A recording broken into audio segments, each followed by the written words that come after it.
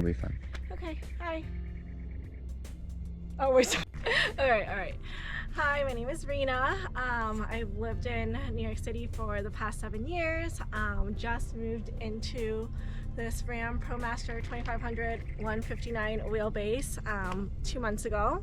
I actually bought it back in October, but needed to wrap some things up in New York. Took a couple of months to downsize, although New York did prepare me to live in a small space, but I'm excited to show you my new home. Oh my god, this is so hard. Cool. Let me start that over. Okay, so outside I have 600 watts of solar panel. I needed more solar just because I work remotely, and so in order to power Starlink, the fridge, and everything else I use on the day-to-day, I needed more solar. I also have a couple of security cameras on all 4 sides of the van, as well as Starlink flat mounted on the roof. Okay. In terms of power, I think I'm somewhere in the middle. I don't use much. I try to conserve as much as possible, but since I do work remotely, I do use a Starlink. Other things I use, rice cooker. For sure, needed to bring my rice cooker. And then I have the fridge running, and then, occasional lights here and there. Did bring my Dyson Airwrap, but I actually have a portable anchor that I use to plug for my Dyson Airwrap, if you want to include it. Cool. Oh. That's good. So let's step inside and I can show you around. So first, as you can tell, don't have a lot of space. However, we make it work. I do have this reversible passenger chair so that whenever I have some guests over, there's more space for them to sit. I have a paddleboard because I really love paddleboarding, excited to use it during the summer and whenever I find a body of water, but there's not a good space for it, so it kind of moves around between my living, dining, kitchen area to the front passenger seat when I'm not driving around. And then moving over here, I have a shower. I decided I really want a shower. I know a lot of people choose not to have a shower installed because they get a Planet Fitness membership. I also have a Planet Fitness membership, but I personally really wanted a shower. I want the option, and whenever I'm not using it, I use it as storage and laundry hamper space. I have a dry flush toilet, and the way it works is that it kind of suctions everything and wraps it all up. But it is definitely on the pricier end, just because you have to buy the cassettes and change the cassettes after every 15 to 17 flushes, but it works for me. I try to use, go to the outside, the wild, but whenever I do need to use it, it's perfect. There's no smell, so I personally don't want to handle urine and all of the other fun stuff. So that was really nice for me. Shower head, great water pressure.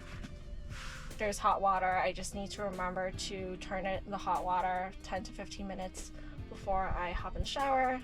I've actually never used a shower yet, just once, to test it out, and it works really great. So I like the option. And then I also added a full-length mirror here, just to, still need a full-length mirror. So moving over here in my kitchen area, the van actually originally came with this induction stovetop, but because it does draw a lot of power, I actually purchased one of these butane or propane stoves. I also prefer cooking over gas anyways. I can cook inside here using the fan, or I can cook outside for camping. So I actually cook primarily on this gas stove. And then over here I have my fridge, and it's actually a good size for one person. I try to utilize all the space. There's a small little freezer. Ran out of groceries right now.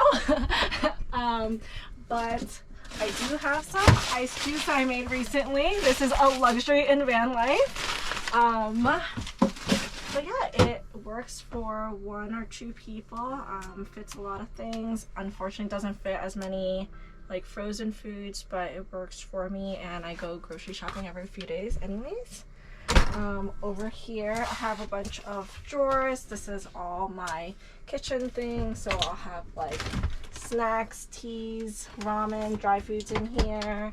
I have all of my kitchen appliances and plates, bowls converted to paper plates, so the bowls and things are for special occasions. I have a hand mixer, tea kettle, and then down here I have some more like sauces, dry goods, pots, pans, rice and things. More drawer space here, all my kitchen utensils. Then over here I have all my skincare and medicine cabinet and all the things. Living on the road, we're very dry out here. Sometimes it gets a little dusty, so we need to make sure we have sunscreen and hydration and moisturizers. And then this last one is my everything drawer with all my technology, cables, books, and I have some organizational boxes that I bought, which has been helpful for me. I added some child locks because the drawers were swinging around when I was driving, so it's been kind of nice to just lock it whenever I am on the go. I love them. I mean, you know, not the most aesthetically pleasing, but it works well because they were swinging every time I was driving.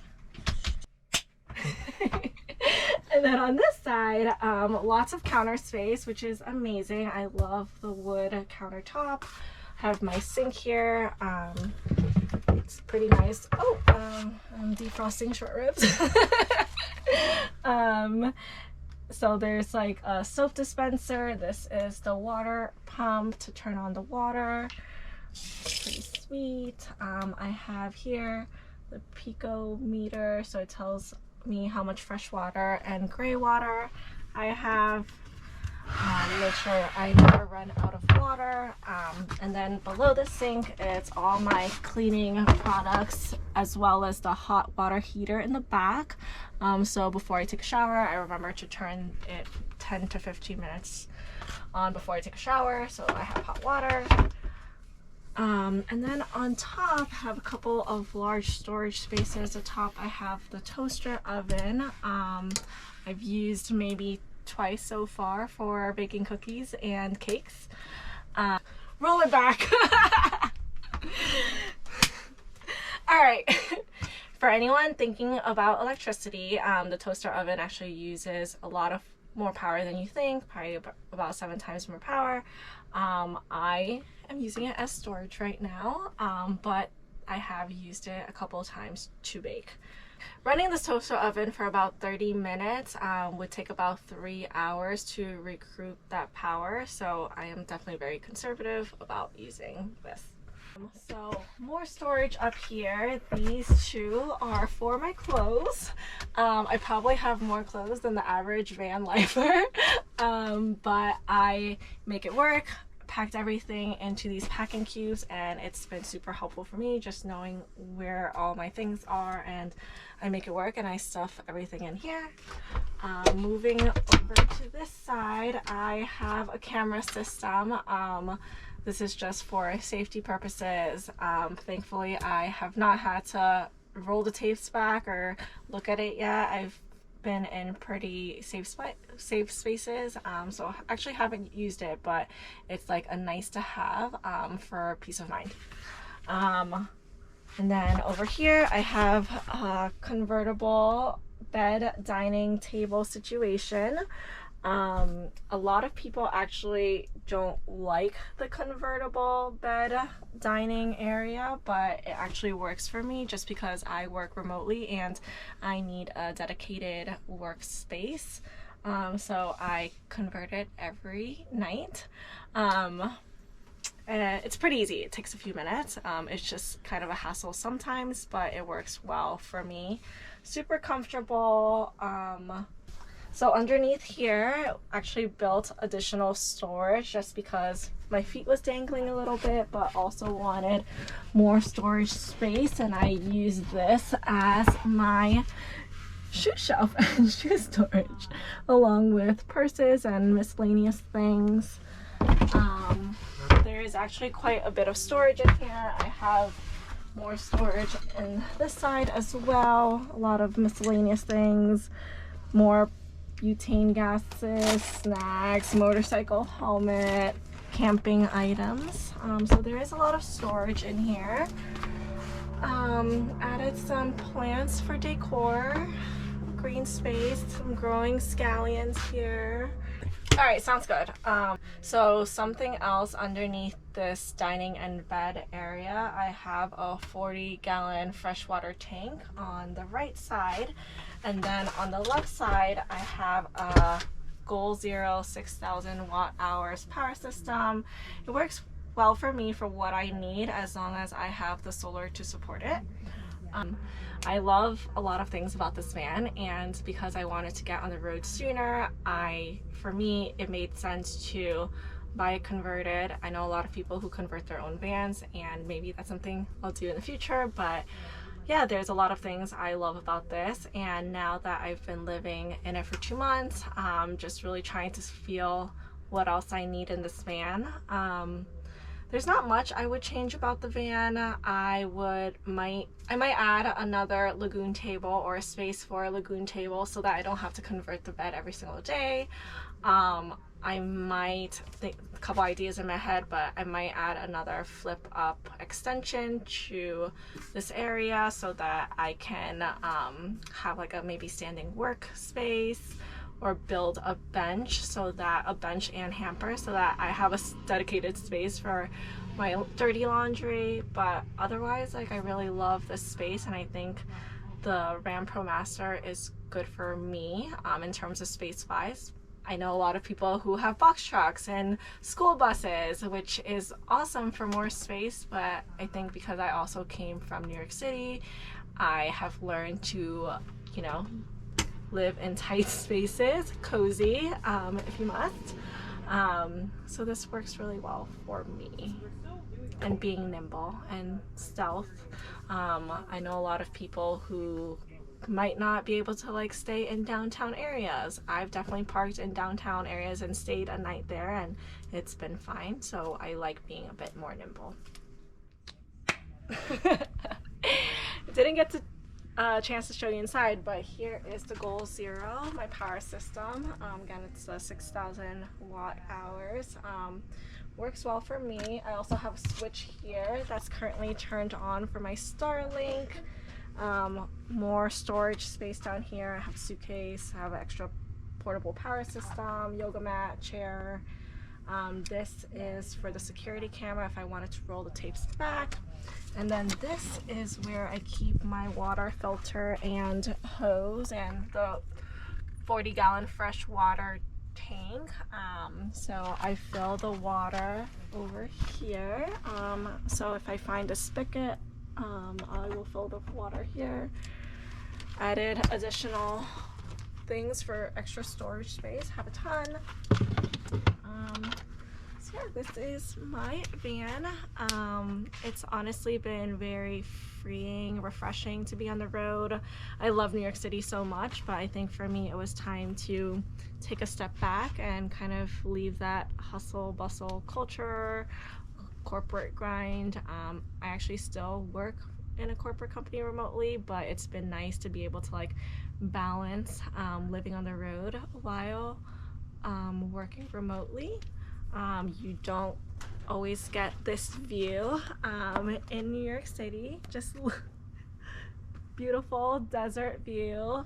I've met a ton of people on the road already. Actually, this weekend we had a little desert party out here, and I've met a ton of people in box trucks, school buses, vans, cars, and it's been nice to just all kind of gather together on BLM land.